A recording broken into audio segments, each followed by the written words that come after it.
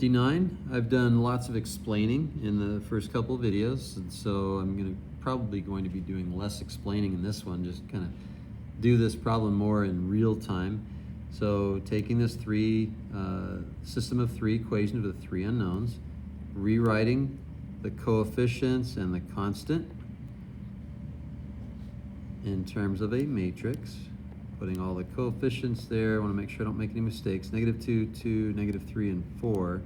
So that becomes our matrix. Now again, we've got our diagonal. We want to get the zeros below the diagonal. So in order to get our new row 2, our row 2 is going to equal -2 times row 1 plus row 2. And -2 times row 1 would be -2, -4, 2, and 6. Row 2 is just, I'm rewriting row 2, 1 and -7. And then I also at the same time want to just look at row 3. So row 3, actually let's do this first. -2 plus 2 is 0. -4 and -4 is -8. Be careful there. 2 plus 1 is 3, and -6 plus -7 is -1. So that becomes our new row 2.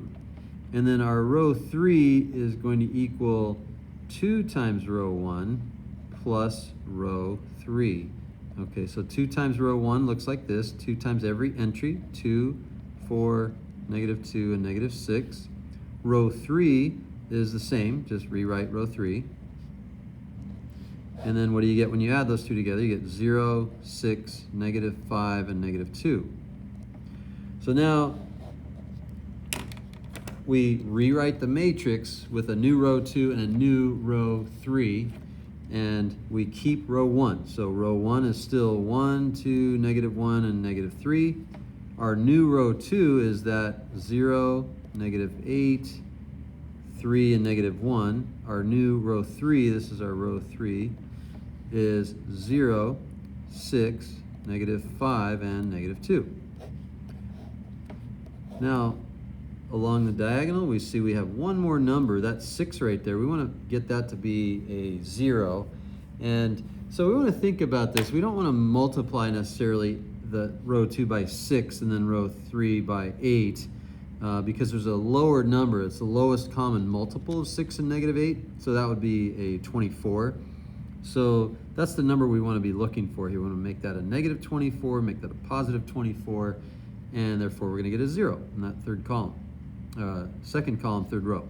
So our new row 3 is going to be equal to 3 times row 2 plus 4 times row 3. All right, so 3 times, what does that look like? 3 times row 2 is 0, -24, 9, and -3. Okay, check those numbers. And then 4 times row 3 is 0, 4 times 6 is 24, 4 times -5 is -20, and 4 times -2 is -8. Okay, so now when we add those two together, 0, 0, -11. Be careful when you're subtracting or adding numbers that has a 9 in there, so minus sign. So it's like 20 minus 9 with a minus in front of it. So -20 plus 9 is -11. And then, -3 plus -8 is also -11. So that's pretty cool. And now we're going to scoot that up a little bit so you can see everything. And we're going to rewrite the matrix with our new row 3. And we have 1, 2, -1, -3, 0, -8, 3, and -1, 0, 0.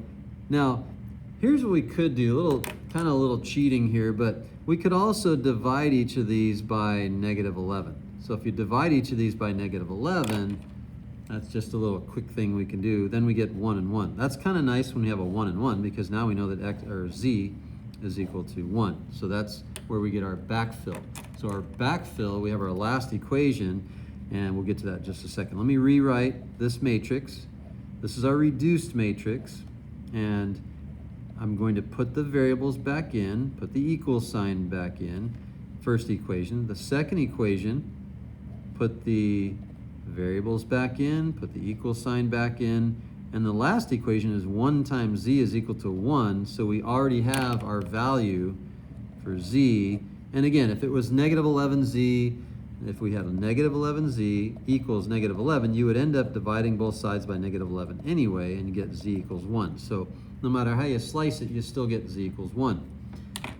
Again, backfill, and we go, okay, z equals 1, we're going to put that into this equation, and we're going to get negative 8y plus 3 times 1, which is just plus 3, equals negative 1. If we subtract 3 from both sides, we're going to get negative 8y equals negative 4, and if we divide both sides by negative 8, we get negative 4 over negative 8, and that is positive 1/2. So we have a value for y.